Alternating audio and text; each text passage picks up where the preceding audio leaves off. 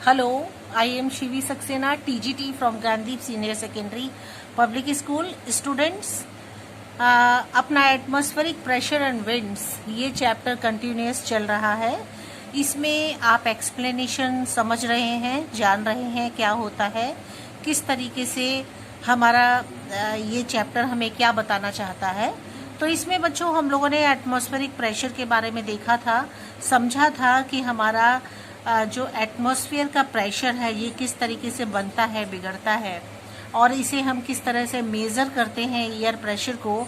तो उसके लिए मिलीबार्स और बैरोमीटर ये जो इंस्ट्रूमेंट्स होते हैं इसके थ्रू इसको मेज़र किया जाता है। आपने ये भी देखा था।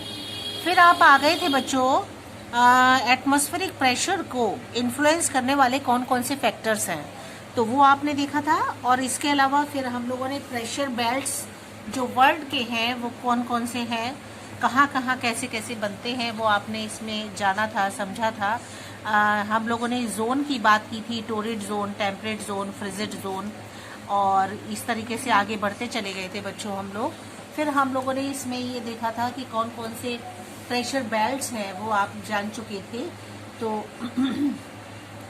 आपने अपने अर्थ के डायग्राम से इसमें ये चीज़ें समझी थी कि हमारे प्रेशर बेल्ट्स कौन कौन से होते हैं, वो क्या किस तरीके से बनते हैं, बिगड़ते हैं। तो आपने सबसे पहले इक्वेटोरियल लो प्रेशर बेल्ट को देखा था, फिर subtropical high pressure belt, then third सब polar low pressure belt, fourth था the polar high pressure belt. ये हम लोगों ने देखे थे, समझे थे। इसमें आपने बहुत सारी जानकारी ली थी कि प्रेशर बेल्ट्स किस तरीके से बनते हैं और क्या होते हैं थ्रू अवर डायग्राम। मैंने इसको एक्सप्लेन किया था आपको। उसके बाद बच्चों हम लोग आ गए थे विंड्स पर। विंड्स वाला आपने टॉपिक देखा था कि कौन कौन सी विंड्स होती हैं और कैसे विंड्स मूव करती हैं, और उनको भी किस तरीके से इंस्ट्रूमेंट्स के थ्रू मेज़र किया जाता है। तो उसे विंड वेन कहा जाता है, जो इंस्ट्रूमेंट से इसको मेज़र किया जाता है। तो बच्चों इसके अलावा एक और विंड की स्पीड मेज़र करने वाला जो इंस्ट्रूमेंट होता है उसको एनोमीटर कहा जाता है, एनोमोमीटर, जिसको कि आपने समझा था, जाना था बच्चों। इसके अलावा हमने ये देखा था कि विंड्स भी कितने टाइप का होता है। तो उसमें आपने देखा परमानेंट और प्लानिटरी विंड्स, पीरियोडिक विंड और लोकल विंड्स। ये आपकी 3 विंड्स के बारे में आप इसमें जान चुके थे। तो हम लोगों ने इसमें थोड़ा थोड़ा पढ़ा था बच्चों कि परमानेंट विंड्स कौन कौन से होते हैं। तो परमानेंट विंड्स को प्रिवेलिंग विंड्स और प्लानिटरी विंड्स भी कहा जाता है ना। इसके अलावा बच्चों ट्रेड विंड आप यहाँ तक आ चुके थे। फिर आपने देखा था इस परमानेंट विंड को भी 3 टाइप से डिवाइड कर दिया गया था। इसमें ट्रेड विंड और वेस्टर्लाइज और पोलर विंड्स, ये 3 टाइप्स के इसमें बताए गए हैं परमानेंट जो विंड्स होते हैं। तो सबसे पहले देखते हैं कि ट्रेड विंड क्या होता है। ठीक है, ट्रेड विंड्स जो होती हैं ये जो ब्लो होती हैं ये तो सब ट्रॉपिकल हाई प्रेशर बेल्ट्स से होकर के ये इक्वेटोरियल लो प्रेशर बेल्ट की ओर जाती हैं। मैं आपको डायग्राम से समझाऊंगी तो आपको अच्छे से समझ में आएगा। हम इस डायग्राम में देखते हैं कि ये हमें जो परमानेंट विंड का जो ट्रेड विंड है ये हमें क्या बताना चाहता है। तो बच्चों आप इसे समझोगे और देखोगे कि इसमें आप देखिए, इसमें ये बताया जा रहा है कि जो ट्रेड विंड्स होती हैं ये सब ट्रॉपिकल हाई प्रेशर बेल्ट से, मीन्स कहने का मतलब ये है सब ट्रॉपिकल हाई प्रेशर बेल्ट हमारे लिए यहाँ बनता है सब पोलर पर, है ना। तो यहाँ से ये हाई प्रेशर बेल्ट से सब ट्रॉपिकल हाई प्रेशर बेल्ट ये है ना। लैटिट्यूड के अकॉर्डिंग अगर हम इसे देखें तो ये ट्रॉपिकल जोन में आता है, और यहाँ से ये नीचे की ओर आता है लो प्रेशर की ओर, इक्वेटोरियल लो प्रेशर की ओर आता है। इस तरीके से ये विंड्स यहाँ पे चलती हैं। ठीक है, इक्वेटर हमारा यहाँ होता है और ये इक्वेटोरियल लो प्रेशर होता है, और यहाँ पर प्रेशर लो होता है, ये आपको मैं बता चुकी हूँ। और आपका सब ट्रॉपिकल हाई प्रेशर से लेकर के ये लो प्रेशर की ओर ब्लो होती है ट्रेड विंड्स। ठीक है, और ये नॉर्थ डायरेक्शन से लेकर के नॉर्थ ईस्ट डायरेक्शन से, ये हमारा नॉर्थ है, नॉर्थ में ये है, और नॉर्थ से ईस्ट हमारा इस साइड में है। तो नॉर्थ ईस्ट डायरेक्शन से ये उठती हुई हवाएं जो होती हैं ये साउथ वेस्ट में जो नॉर्थ हेमिस्फीयर में है, नॉर्थ ईस्ट में ये चला जाता है। ठीक है, ये साउथ वेस्ट में जाता है। साउथ ये हो गया आपका, वेस्ट ये है, यहाँ से उठ करके ये यहाँ आ जाता है। ठीक है, कहने का मतलब ये है कि यहाँ से ये सब ट्रॉपिकल हाई प्रेशर से उठ करके ये यहाँ आता है ट्रेड विंड। ठीक है, ये हवाएं इस तरीके से चलती हैं। तो आपने इतना समझा। इसके अलावा 10 in the northern hemisphere they are called the, इस तरीके से बच्चों जो नदर्न हेमिस्फीयर है मीन्स नॉर्थ डायरेक्शन में, they are called north east trade wind, इसलिए इनको north plus east trade wind कहा जाता है। And south hemisphere they are called, इसी तरीके से साउथ में आ जाओ तो ये साउथ ईस्ट ट्रेड विंड कही जाती हैं। जो इधर है वो वेस्ट है, जो इधर है वो आपका ईस्ट है। इस साइड से उठने वाली जो हवाएं होती हैं वो नॉर्थ वेस्ट में आती हैं, साउथ वेस्ट में आती हैं। जो इस डायरेक्शन में होगा तो वो नॉर्थ ईस्ट और साउथ ईस्ट में इस तरीके से ब्लो होती है। ठीक है, ट्रेड विंड इस तरीके से चलते हैं। अब आप वापस यहाँ आ जाइए और देखिए ये क्या बताता है आपको। The trade winds blow constantly and they always blow in the same direction. ठीक है, ये लगातार चलती हैं हवाएं और सेम डायरेक्शन में, एक ही डायरेक्शन में ब्लो होती हैं, मतलब बहती हैं। ठीक है, the constancy of these winds are very useful for sailors in the past. जो सेलर्स होते हैं ना, जो बोट चलाते हैं, उनके लिए जो कॉन्स्टेंसी होती है इस विंड की, इन हवा की, बहुत ही यूजफुल होती है। वो बड़े आराम से अपने जो उनका नाव होता है, जो उनका शिप होता है, उसको वो बहुत अच्छे से ले जा सकते हैं।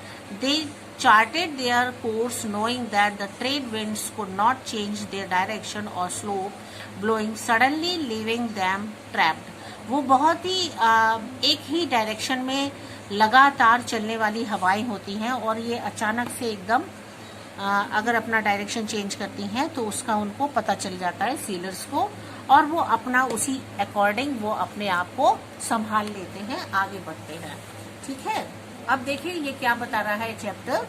The apparent moment of the sun between the tropics result in the parallel migration of pressure belt north and south of the equator. जो इक्वेटर होता है ना, उसके नॉर्थ और साउथ डायरेक्शन में प्रेशर बेल्ट जो होता है वो आगे पीछे होता रहता है, मतलब माइग्रेशन के रूप में रहता है। वो पैरेलली वो आगे पीछे चलता रहता है ना।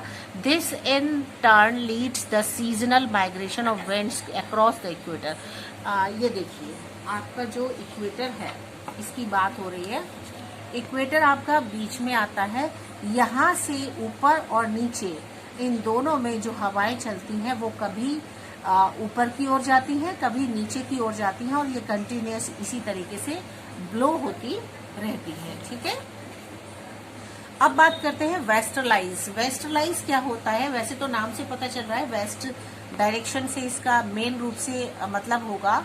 वेस्टर्लाइज blow from the subtropical high pressure belt to the सब पोलर लो प्रेशर बेल्ट। ठीक है, जो वेस्टर्लाइज हवाएं होती हैं मतलब वेस्टर्न की ओर से डायरेक्शन से आती हैं, वेस्ट डायरेक्शन से जो हमारे लिए विंड चलती है, जो हवाएं चलती हैं इस डायरेक्शन से, वो कैसे आती हैं? वो सब ट्रॉपिकल हाई प्रेशर बेल्ट से सब ट्रॉपिकल लो प्रेशर बेल्ट की ओर आती हैं। अब देखिए, सब ट्रॉपिकल हाई प्रेशर से लेकर के सब ट्रॉपिकल लो प्रेशर बेल्ट की ओर आती हैं। मींस यहाँ से हाई प्रेशर से होती हुई ये सब ट्रॉपिकल लो प्रेशर बेल्ट की ओर चली जाती है। इस तरीके से इनका जो सब ट्रॉपिकल लो प्रेशर आपका यहाँ आता है। ठीक है, तो ये यहाँ से उठ करके हवाएं आपकी यहाँ चली जाती हैं। ठीक है, वो इस तरीके से चलता रहता है, वो आपकी होती है वेस्टर्लाइज, और ये वेस्ट डायरेक्शन है तो यहाँ पर वेस्टर्लाइज ये कहलाता है। ठीक है, इसके अलावा they are called the westerlies as they blow constantly from the west. लगातार ये वेस्ट डायरेक्शन में चलती हैं, इसलिए इसको वेस्टर्लाइज कहा जाता है। In the northern hemisphere they blow from the south west to north west. ठीक है, अब हम इसको अगर नॉर्थ डायरेक्शन में देखते हैं, नॉर्थ में मतलब यहाँ, तो ये साउथ वेस्ट से लेकर के नॉर्थ ईस्ट की ओर बहती हैं।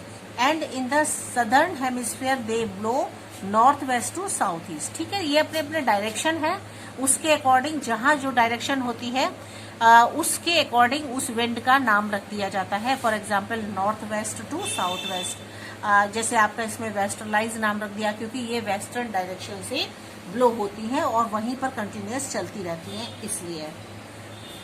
ठीक है, look at the world map in the southern hemisphere as you will notice there are no large land masses between the 40 degree latitude the 70 degree latitude to break the blow of the westerlies। सही है, बिल्कुल सही बात है बेटा। अगर आप अपने मैप में देखोगे सदर्न हेमिस्फीयर मीन्स आपका ये डायरेक्शन अगर आप अपने मैप में देखते हो तो आपको क्या दिखाई देता है, कहाँ है, हाँ, look at the map in the southern hemisphere you will notice there are no large land masses. यहाँ पर कोई बहुत बड़ा लैंड मासेस नहीं है क्योंकि between 40 degree latitude to 70 degree latitude के बीच में कोई भी यहाँ पर लैंड मासेस नहीं है जो कि वेस्टर्लाइज में ब्लो होता है। In these latitudes therefore the westerlies pick up great force and speed. इसलिए यहाँ पर वेस्टर्लाइज में जो फोर्स होता है, जो हवा का स्पीड होता है वो बहुत अच्छा होता है, बहुत तेज स्पीड से यहाँ पर विंड्स जो होती हैं वो ब्लो करती हैं। They blow with such force that they are known as the roaring 40s। और इनको इतनी तेज हवाएं चलती हैं इसलिए इनको रोरिंग 40s कहा जाता है, 40 डिग्री बेल्ट्स पर। ठीक है, आप इसमें दिया हुआ है ये आपका 30 से 60 के बीच में आपका 40 आ जाएगा। तो यहाँ पर जो हवाएं चलती है वो बहुत तेज ब्लो होती हैं, है ना। इसके अलावा the Furious 50s in the 50 degree belt and the Screezing 16 is the 60 degree। इसी तरीके से आप 50 डिग्री पर देख लो, 50 भी आपका यहीं आएगा और 60 आपका यहाँ है। ठीक है, 50 और 60 वो दोनों आपके इस तरीके से यहाँ हवाएं जो चलती है क्योंकि यहाँ पर एटमॉस्फेयर ठंडा रहता है क्योंकि ये इक्वेटर के आसपास नहीं है बल्कि ये आपके फ्रिजिड जोन से थोड़ा सा नीचे है और यहाँ पर जो हवाएं होती हैं वो कंटिन्यूअस चलती हैं और ठंडी हवाएं चलती रहती हैं। अब आपका आता है एक और जो आपका परमानेंट विंड्स के बारे में आप पढ़ रहे हो, है ना। अभी आपको ये तो याद ही होगा कि हम परमानेंट विंड्स के पार्ट्स को देख रहे हैं। तो आपने ट्रेड विंड देखा, वेस्टर्लाइज देखा, अब आप पोलर विंड्स देखोगे कि पोलर विंड क्या होता है।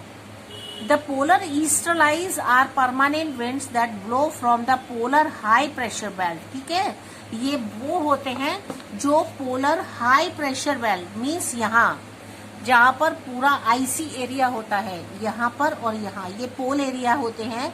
IC polar high pressure belt होते हैं ये आपके, और यहाँ पर जो हवाएं चलती हैं बेटा वो कॉन्टिन्यूसली चलती रहती है। आप इस तरीके से समझो इसको, मैं ऐसे लेती हूँ। The polar easterlies are permanent winds. East direction हमारा यहाँ है और पोलर आपका ईस्टरलाइज जो आपका यहाँ से लेके चलते हैं ये है। पोलर ईस्टरलाइज जो डायरेक्शन होते हैं are permanent winds that blow.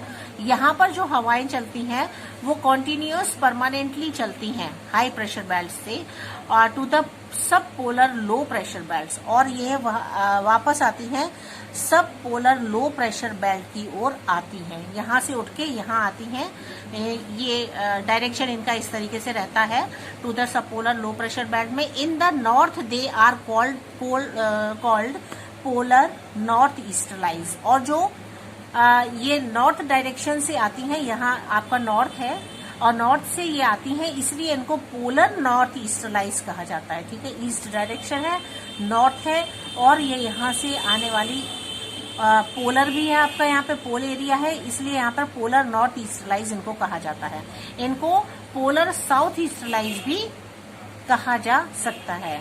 ठीक है, पोलर साउथ। अगर आप यहाँ आ जाते हो तो ये साउथ हो जाएगा, सीधी सी बात है। अगर आप नॉर्थ की बात करेंगे तो नॉर्थ की बात तो वो नॉर्थ लग जाएगा इसमें, साउथ की बात करोगे तो फिर पोलर साउथ ईस्टरलाइज हो जाएगा।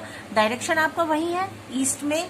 ठीक है, चलिए, तो ये आपने डायरेक्शन के अकॉर्डिंग होता है। इसमें बिल्कुल सिंपल सी बात है, आपको आपको इसमें परेशान होने की कोई भी बात नहीं है। परमानेंट विंड्स में जो ट्रेड विंड्स है ये आपके नॉर्थ डायरेक्शन के अकॉर्डिंग इनके नेम है।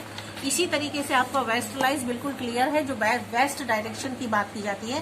पोलर विंड्स जो आपके पोल से रिलेटेड होते हैं, मतलब आपकी अर्थ के ऊपर वाला पार्ट और नीचे वाला पार्ट, बिल्कुल जहां पर पोल होते हैं हमारे, तो वहां की बात की जाती है। ठीक है, सेकेंड है आपकी पीरियोडिक विंड्स। ठीक है, पीरियोडिक विंड्स मतलब जो अपने समय के अनुसार आते हैं। पीरियोडिक विंड्स और seasonal winds are those that blow without fail at the certain time of the year और डे।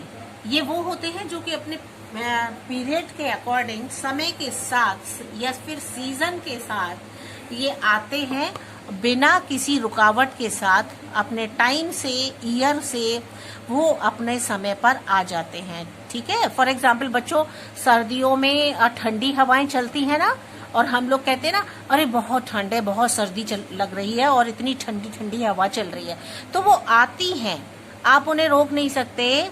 आप और गर्मियों में बहुत गर्म हवा चलती है, लू चलती है, तो आपको लगता है ना कि ये हमारी बॉडी में गर्म हवा लग रही है, और कितनी गर्म हवा चल रही है, लू चल रही है।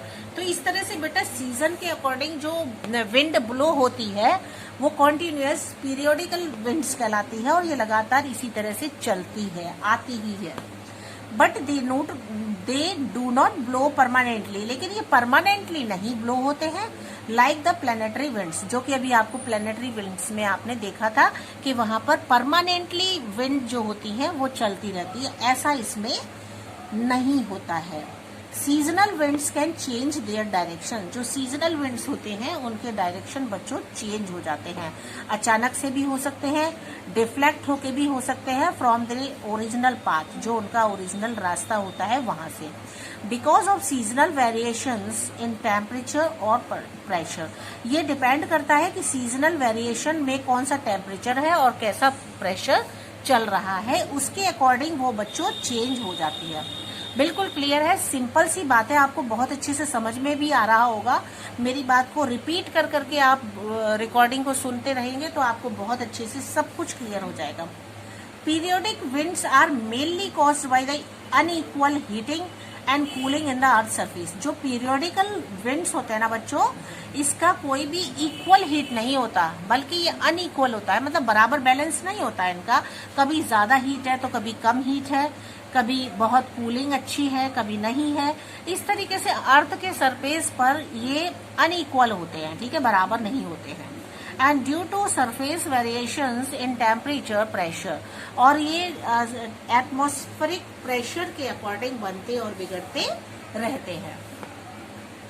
The monsoon winds and land and sea breeze are example of periodic winds. ठीक है, बिल्कुल सही बात है कि मॉनसून विंड्स जो होते हैं, कभी तो आप मॉनसून विंड्स को ये नहीं कह सकते कि लगातार एक जैसे चलते हैं। कभी तो मॉनसून हवाएं बहुत अच्छी ठंडी ठंडी चलती हैं, कभी कभी रुक रुक के चलती हैं, कभी बिल्कुल नहीं चलती हैं।